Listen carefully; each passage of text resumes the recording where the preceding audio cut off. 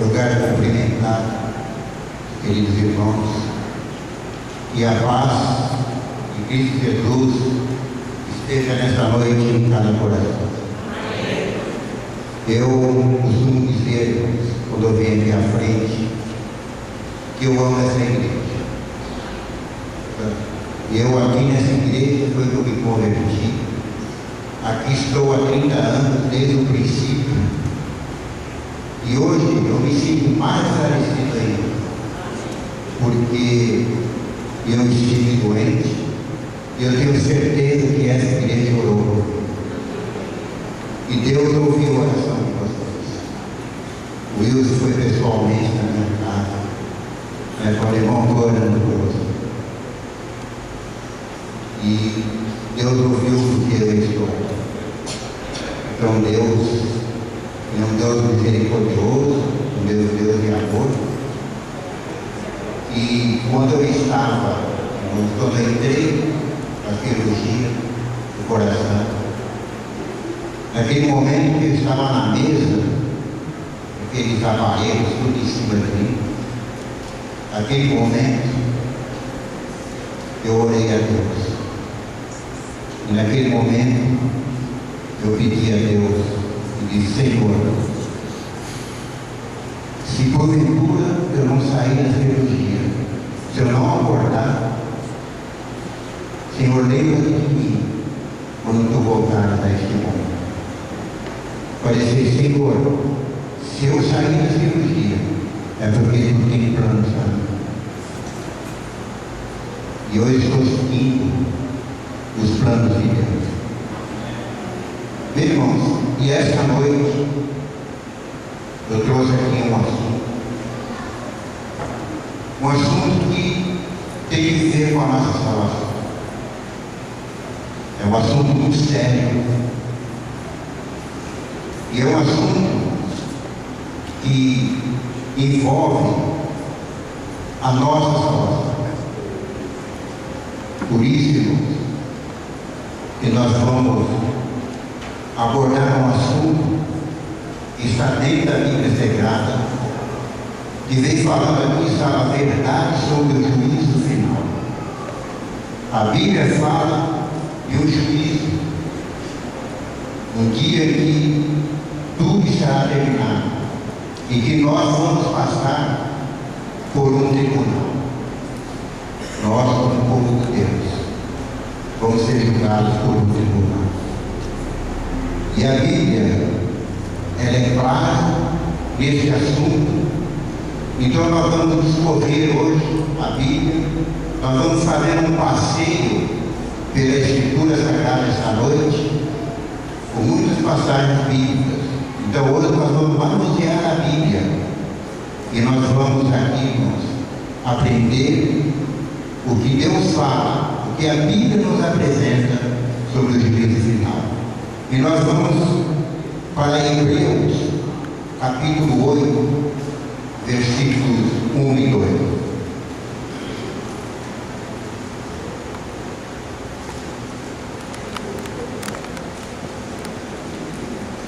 Livro de Hebreus, capítulo 8, versículo 1 e o versículo 2. E a palavra de Deus nos diz o seguinte: ora, a suma do que temos lido é que temos um sumo sacerdote tal, que está sentado nos céus à destra do trono da majestade, ministro do santuário, do verdadeiro tabernáculo, o qual o Senhor fundou e não o homem. Nós, como povo de Deus, nós sabemos que lá no céu existe um santuário. E esse santuário que tem lá no céu, quando Moisés aqui na terra, ali no deserto, Deus mostrou um modelo de santuário que Moisés deveria construir ali no deserto. Esse santuário que ia no deserto, ele era um modelo do santuário que existe lá no céu. e Ellen White, em seus escritos, ela diz que o povo de Deus deveria conhecer perfeitamente esse assunto. O assunto do santuário é um assunto que tem a ver com a nossa salvação. Mas aqui o texto diz de um sumo sacerdote. E o sumo sacerdote, ele entrou no tabernáculo, no santuário celestial. E a própria Escritura nos mostra quem é esse sumo sacerdote que entrou no santuário não feito por nós. Nós sabemos que o sumo sacerdote terrestre chamava-se Arão. Ele era o sumo sacerdote terrestre. Mas lá no céu, quem é esse sumo sacerdote que entrou no santuário celestial? E aqui, irmãos, em Hebreus capítulo 9, versículo 24, aqui nós vamos ver quem é esse sumo sacerdote. Porque Cristo não entrou no santuário feito por mãos, figura do verdadeiro, porém no mesmo céu, para agora comparecer por nós perante a face de Deus. Então veja, irmãos, que o sumo sacerdote lá no céu é o próprio Jesus. Cristo Jesus, ele está lá intercedendo por mim e por você. Jesus está lá nesse momento fazendo o papel de advogado entre nós e Deus. E nós, quando pecamos, quando pedimos perdão, ali, irmão, no santuário, Jesus ele abre as suas mãos feridas e diz: eu morri pelos pecadores, eu morri por eles. Então Deus perdoa através de Jesus os nossos pecados. Então Jesus ele está fazendo o papel ainda de intercessor entre nós e Deus. Jesus começou o seu ministério de intercessão aqui nessa terra e continua lá no céu essa obra de intercessão. Mas vamos para Apocalipse, capítulo 1, livro de Apocalipse, no capítulo 1, o último livro da Bíblia. E vamos ver aqui o versículo 12 e o versículo 13. Vamos ver o que diz aqui a palavra de Deus. E virei-me para ver quem falava comigo, e virando-me vi 7 castiçais de ouro. E no meio dos 7 castiçais, um semelhante ao Filho do Homem, vestido até os pés de um vestido comprido, e cingido pelos peitos com um cinto de ouro. Então, irmãos, vejam que esse versículo aqui, a interpretação desse versículo aqui na Bíblia, ela fala de 7 castiçais. E aqui fala que o Filho do Homem estava no meio dos 7 castiçais. E aqui a Bíblia, irmãos, os 7 castiçais, ele está falando de 7 igrejas. Falando que o Filho do Homem, Jesus, está no meio da igreja. E essas 7 igrejas, aqui no versículo 11, ela mostra as igrejas que Jesus está. E aqui fala que existia lá a igreja de Éfeso, Irmina, de Pérgamo, Tiatira, Sardo, Filadélfia e Laodiceia. Aqui, irmãos, essas igrejas, que fala que Jesus estava no meio, essas igrejas aqui, elas representam os períodos da igreja. Desde o princípio, desde quando a igreja foi fundada no tempo de Cristo, ela apresenta aqui os períodos da igreja até nos dias de hoje. E hoje nós estamos vivendo o último período da igreja na Terra. Nós estamos aqui hoje na igreja de Laodiceia.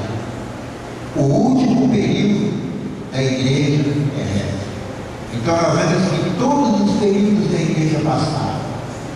E hoje nós vivemos o último período, que é o período da Odisseia. É a última fase da igreja aqui na terra. Vamos para o livro de Apocalipse, capítulo 14. Apocalipse 14, e os versículos são os versículos 6 e o versículo 7. E vamos ver o que diz aqui, irmãos, a palavra de Deus. E vi outro anjo voar pelo meio do céu, e tinha o evangelho eterno para o proclamar aos que habitam sobre a terra, e a toda nação, tribo, língua e povo, dizendo com grande voz: temei a Deus e dai-lhe glória, porque é vinda a hora do seu juízo, e adorai aquele que fez o céu, a terra e o mar e as fontes da água. Então aqui, irmãos, esse último período aqui da igreja, Deus aqui, irmãos, Ele faz uma advertência. Aqui está, irmãos, nesses versículos, a última mensagem de Deus para o povo na terra. Essa é a última mensagem de Deus.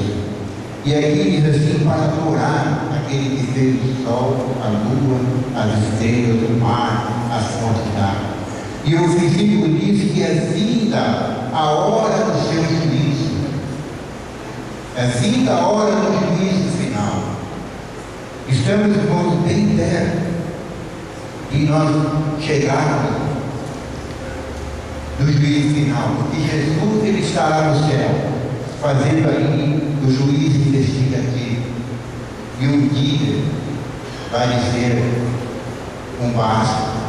Jesus um dia vai terminar o julgamento.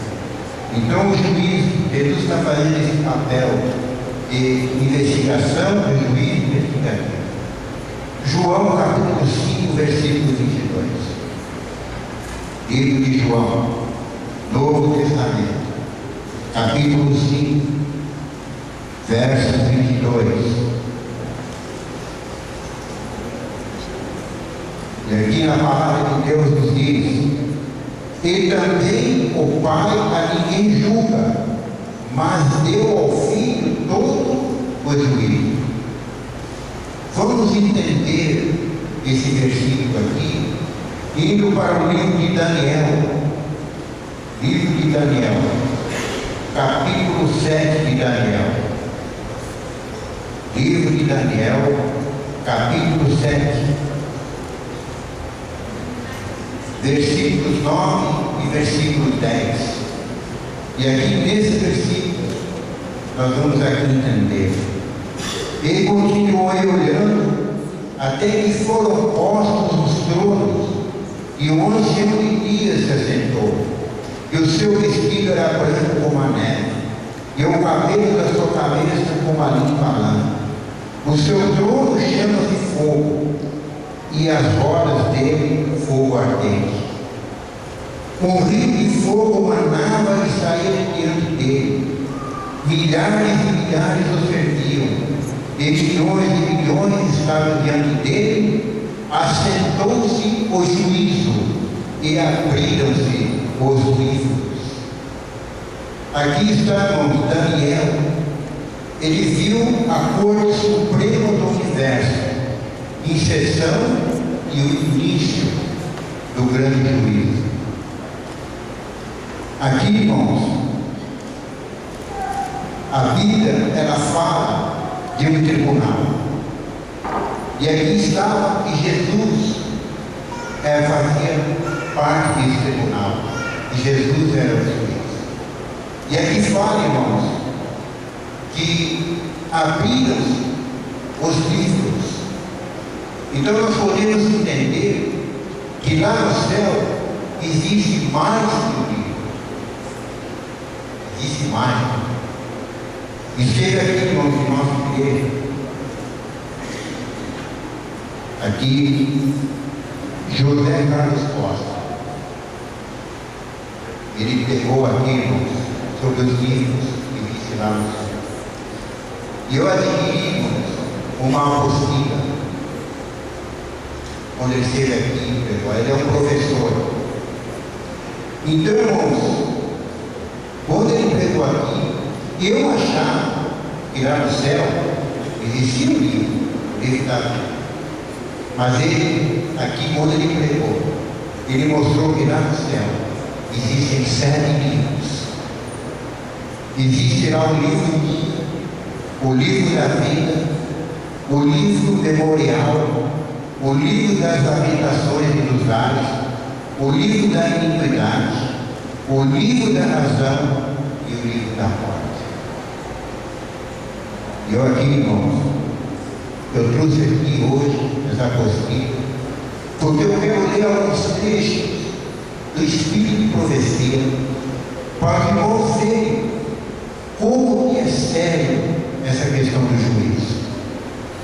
Como que é séria essa questão do juízo para mim, para você e para cada um de nós que estamos aqui. Porque, irmãos, para que nós possamos ganhar a ganância celestial, para que nós possamos um dia estar salvos, isso vai depender da minha atuação aqui. Como que eu estou com Deus e como você está com Deus. E aqui, irmãos, sabe que o processo de julgamento dos vivos é o mesmo que dos mortos.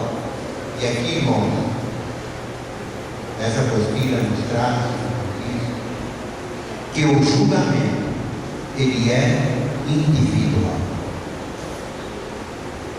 O julgamento, Deus não faz julgamentos coletivos, mas o julgamento de Deus é um julgamento individual. E aqui, irmãos, o grande conflito, página 482, está escrito o seguinte: todo nome é mencionado, cada caso minuciosamente investigado, aceitam-se nomes e rejeitam-se nomes. Aqui, irmãos, livros são abertos, e ali, irmãos, todo nome é mencionado, e cada caso minuciosamente investigado. Minuciosamente. Sabe? Cada um vai ser julgado por aquilo que faz, pela sua atuação que teve aqui nessa terra terrestre. E ali, não, diz que nesse livro aceitam-se nomes e rejeitam-se nomes. Ali está, irmãos, o juízo. Aqui, irmãos, Cristo em seu santuário, página 117, aqui diz assim: cada indivíduo tem uma alma a salvar ou perder. Cada qual tem um caso pendente no tribunal de Deus. Então, cada um tem um caso pendente diante do tribunal. Cada um há de defrontar face a face com o grande juiz. Vejam só, nós vamos defrontar face a face com o grande juiz. Quão importante é, pois, que todos contemplem muitas vezes a cena solene em que o juízo se assentará e os livros se abrirão, e em que, juntamente com Daniel, cada pessoa deve estar na sua sorte no fim dos dias. Cada um vai estar na sua sorte no final dos dias.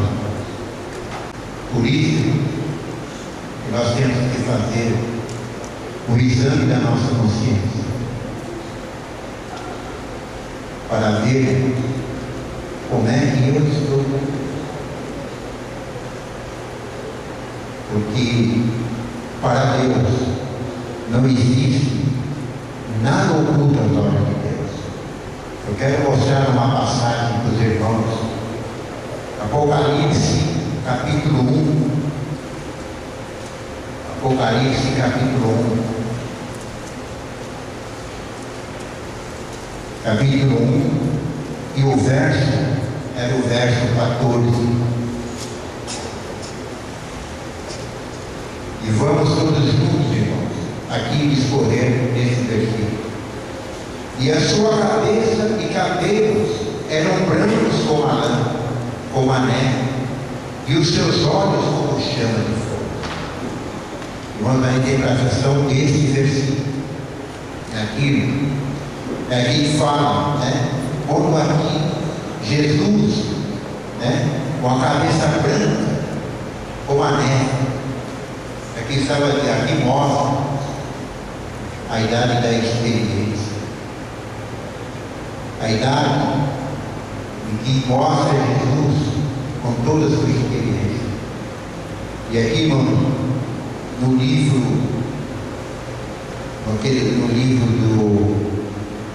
que foge a memória agora, no livro do Apocalipse, ali fala que nós temos que buscar conselho com as cabeças brancas da igreja. Então, os velhos da igreja, isso é a idade da experiência. E aqui mostra Jesus com as cabeças brancas. E aqui mostra, irmãos, aqui fala, e os seus olhos como chama de fogo. E mostrando aqui, irmãos, que nada escapa aos olhares de Jesus. Nada escapa. Não adianta, irmãos, eu querer enganar a Deus. Ninguém engana a Deus, porque nada escapa aos olhos de Deus. E esse versículo aqui, ele nos mostra que nada escapa aos olhos de Deus. Cristo em seu santuário, página 119. Veja o que diz aqui, porque a profetisa de Deus escreveu: o espírito leviano e frívolo, alimentado por tantos que estão professos, deve ser deixado. O espírito leviano, frívolo, ele deve ser abandonado. Há uma luta intensa diante de todos que desejam subjugar as más tendências que insistem por um predomínio. A obra de preparação é uma obra individual. Não somos salvos em grupos. A pureza e devoção de um não superará a falta dessas qualidades em outro.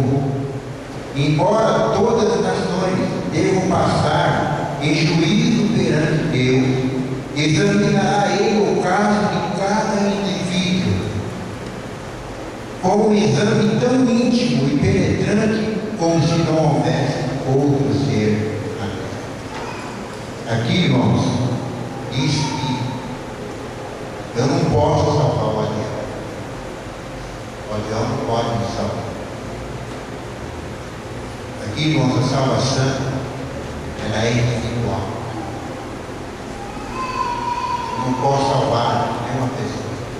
A minha salvação, ela depende de mim. Depende da minha atuação aqui nessa terra. Cristo em seu santuário, ainda em página 119. Solenes são as cenas ligadas à obra final da expiação, momentosos os interesses nelas envolvidos, pois o juízo ora se realiza no santuário celestial. Há muitos anos essa obra está em andamento. Breve, ninguém sabe quão breve passará ela o caso dos vivos. Então, irmãos, o juízo investigativo, ele começou em 1844, quando Jesus ele saiu da parte santa para a santíssima. E ali, irmãos, começou o juízo investigativo, começou a obra de julgamento. Então, irmãos, concluímos que, sendo o julgamento individual, a porta da graça, ela se fecha para cada pessoa à medida que o caso de cada indivíduo vai sendo decidido no céu, ou para a vida ou para a morte. Aceitam-se nomes e rejeitam-se nomes. Então, vai chegar um momento em que Jesus momento está na parte santíssima. Ele vai sair da parte santíssima e a porta da graça vai se fechar. Quem está salvo está, quem não está não vai ter mais oportunidade. Então, irmãos, aqui a palavra de Deus diz que nós temos que nos preocupar com a nossa vida, como que nós estamos andando com Deus. Qual é o pecado que me atrapalha?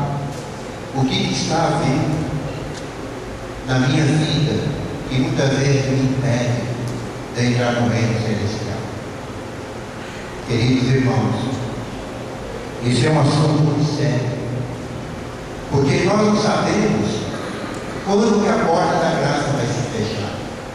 Jesus está passando em nome, aí revista todos os nomes, começando pelos mortos até chegar nos vivos. E nós não sabemos se já chegou nos vivos ou não. Pode ser que meu nome já passou lá, pode ser que seu nome já passou. E a partir do momento que o nosso nome é passado lá, nós já estamos julgados, ou para a vida eterna, ou para a morte eterna. Porque vai chegar um momento em que Jesus vai sair. Então, encerrar-se aquela juízo e investigação que Jesus está fazendo. Quem está salvo, quem não está salvo está perdido. Aqui, irmão, mais um trecho do Espírito Santo de profecia. Cristo seu santuário, página 120. E aqui, irmãos, a profetisa de Deus escreveu o seguinte: os justos e os ímpios estarão ainda a viver sobre a terra em seu estado mortal. Estarão os homens a plantar e a construir, comendo e bebendo, todos inconscientes de que a decisão final irrevogável foi pronunciada no santuário celestial. Antes do dilúvio, depois que Noé entrou na arca, Deus o encerrou ali e excluiu os ímpios. Mas durante 7 dias, o povo, não sabendo que seu destino se achava determinado, continuou em sua vida de descuido de amor aos prazeres, zombando das advertências sobre os filhos do ignorante. Aqui, irmãos, quando Deus ele fechou a porta, quando Noé entrou, Deus selou a porta pelo lado de fora. Eles viveram ainda mais 7 dias, sem saber que o destino deles já estava determinado, já estava traçado. E quando veio o dilúvio e destruiu todas aquelas pessoas que existiam na face da terra naquela época. E veja, irmãos, que assim diz também o nosso Salvador Jesus, em Mateus capítulo 24, 39, ele diz assim: será também a vida do Filho do Homem, silenciosamente, despercebida como ladrão à meia-noite. Virá a hora decisiva que determina o destino de cada homem, sendo retraída para sempre a oferta de misericórdia ao homem culpado. Aqui está, irmãos, quando se fechar a porta da graça, ninguém vai perceber. Todos vão continuar comprando, vendendo, trocando, emprestando, até que silenciosamente, desapercebidamente, Jesus virá como um ladrão à meia-noite. Por isso, irmãos, que é um assunto, irmãos, muito sério, que nós temos, irmãos, a cada dia estarmos apegados à mão de Jesus, fazer uma renovação com Deus a cada dia de nossa vida, porque quando a porta da graça se fechar, nós não vamos perceber. Por isso que o assunto é um assunto muito sério. A palavra de Deus ainda diz: grande conflito, página 489, página 490. E aqui a profetisa de Deus, ela escreveu: vivemos hoje no grande dia da expiação.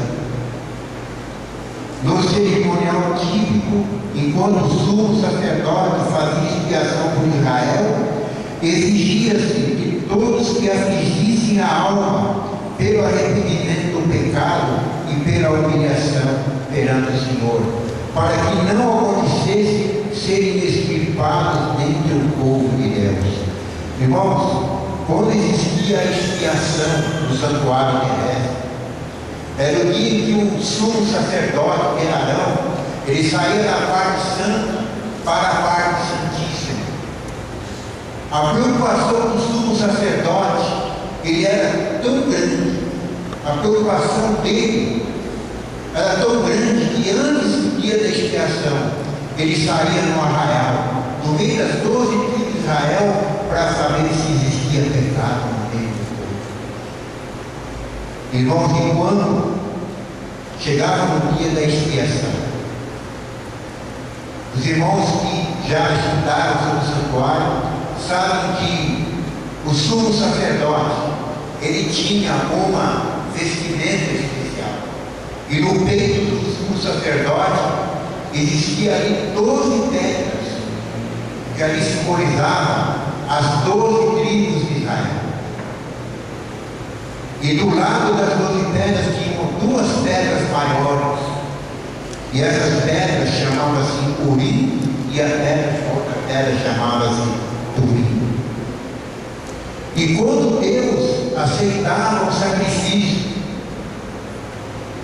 uma das pedras brilhava, e quando Deus não aceitava, e uma das pedras aparecia uma nuvem, e uma das pedras era sinal que existia pecado entre o povo. E Arão saía da parte santíssima, ele ia no meio do arraial para descobrir quem estava com pecado. Irmãos, era dia de julgamento. O dia da expiação era dia de julgamento. E a pessoa que estivesse com pecado, a pessoa era tirada do meio do povo de Deus e era extirpada. A pessoa morria lá no deserto. Portanto, quando o tribunal de Deus for assentado lá no céu, vai ser dia de julgamento. E aqui ainda a profetisa escreveu: de igual modo, todos quantos desejem, seja o seu nome conservado no livro da vida, devem agora, nos poucos dias de graça que restam, afligir a alma diante de Deus, em tristeza pelo pecado e em arrependimento verdadeiro. Deve haver um exame de coração profundo e fiel. O espírito leviano e frívolo, alimentado por tantos cristãos profetas, deve ser deixado. Há uma luta intensa diante de todos os que desejam julgar as más tendências que porfiam pelo predomínio. Nós tivemos aqui, irmãos, aulas de teologia.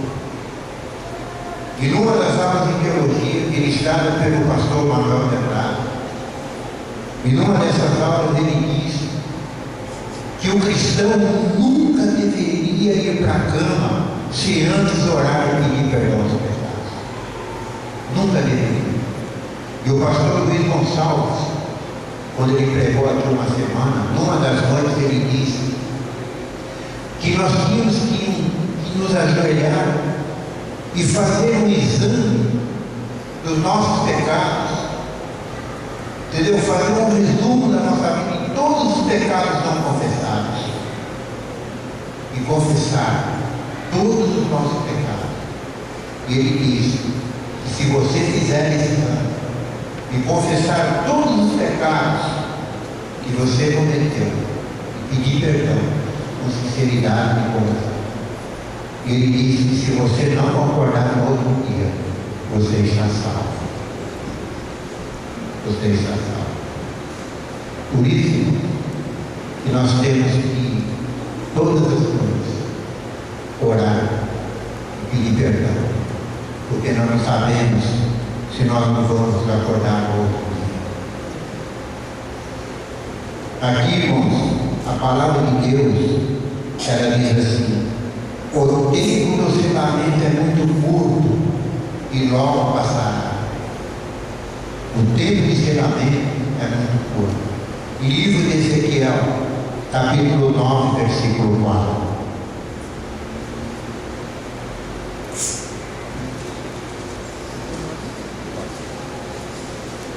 Livro de Ezequiel, capítulo 9,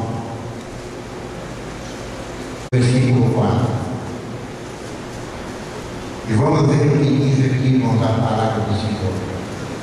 E disse o Senhor: passa pelo meio da cidade, pelo meio de Jerusalém, e marca com sinal as testas dos homens que suspiram e que gemem por causa de todas as abominações que cometem no meio dela. O que quer dizer isso aqui? Está dizendo que o anjo passa pelo meio de Jerusalém. Está dizendo para o anjo passar pelo meio da igreja e selar na testa todos aqueles que gemem e choram pelos pecados que existem. Aqui quer dizer que nem todos serão selados. Nem todos. Muitos sentam no banco da igreja e não levam a sério as coisas de Deus. Por isso, ele vai passar selando. E quando ele selar, essa hora vai ser muito. E aqui, irmãos, Testemunhos Seletos, volume 2, página 68, aqui diz que nem todos os que professam guardar o sábado serão selados. Aqui, irmãos, escrito profecia, e é rigoroso. Nem todos os que professam guardar o sábado serão selados. Não que aqui Testemunhos Seletos, volume 1, página 245, é que diz: não te enganes, que Deus não se zomba, coisa alguma, senão a santidade que preparará para o céu. O caráter celeste deve ser adquirido na terra, ou jamais se poderá obter. Começa, portanto, imediatamente. Então, o nosso caráter, ele deve ser formado aqui, nessa terra.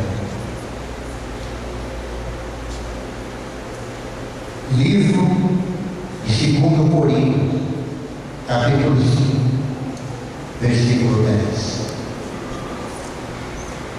Já estamos encerrando. 2 Coríntios, capítulo 5, versículo 10. E a palavra de Deus diz assim: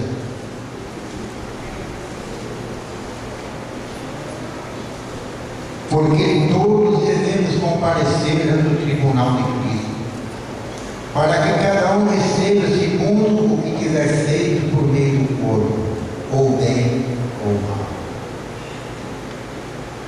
E aqui fala que o que nós tivermos feito pelo meio do corpo, a santidade também, para nós adquirirmos a santidade, nós temos que cuidar do nosso corpo, cuidar de nossa alimentação. Porque, irmãos, quem come errado está pecando diante de Deus, também é pecado.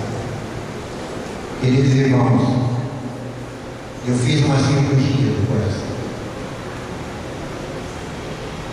E quando eu estava, irmãos, hospitalizado, irmãos, eu devo dizer para vocês que eu tive o privilégio de ter um hospital.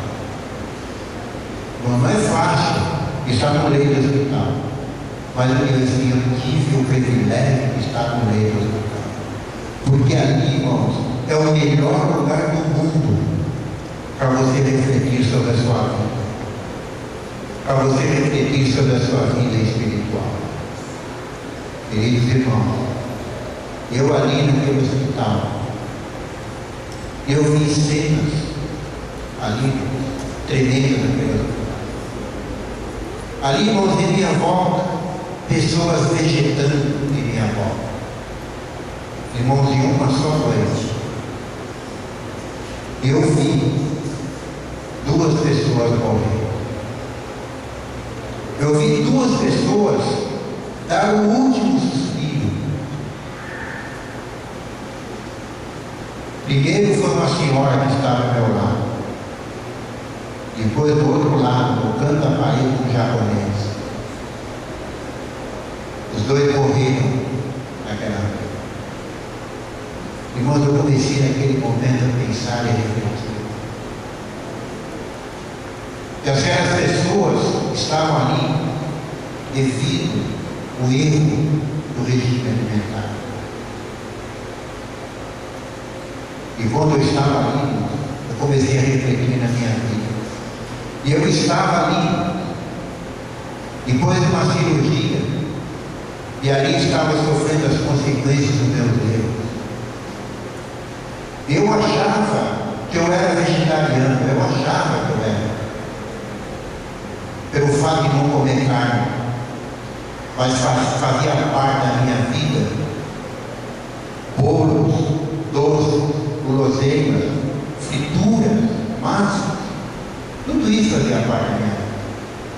Eu só não comia a carne.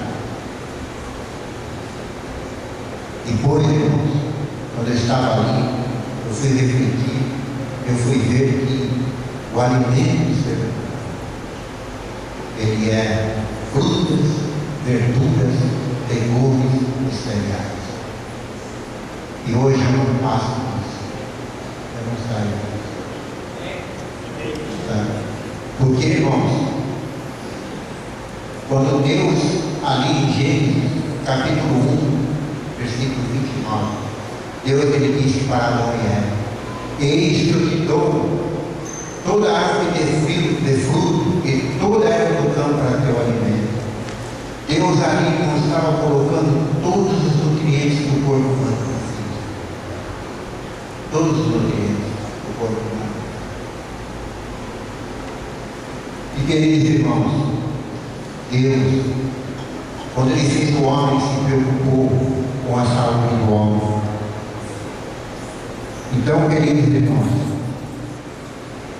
nós vamos para o último versículo da Bíblia desta noite, para encerrar o tema desta noite. E nós vamos ali para o livro de Tiago, capítulo 2. Capítulo 2, do versículo 10 até o versículo 12.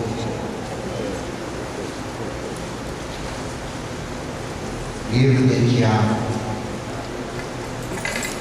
capítulo 2, versículo 10 até o versículo 12. E aqui a palavra de Deus nos diz: porque qualquer que guardar toda a lei e tropeçar em um só povo, tornou-se culpado de todos. Porque aquele que disse, não cometerás adultério, também disse, não matarás. Se tu, pois, não cometeres adultério, mas matares, está feito transgressor da lei. Assim falaram e assim procedei, como devemos ser julgados pela lei da liberdade. O que quer dizer isso aqui?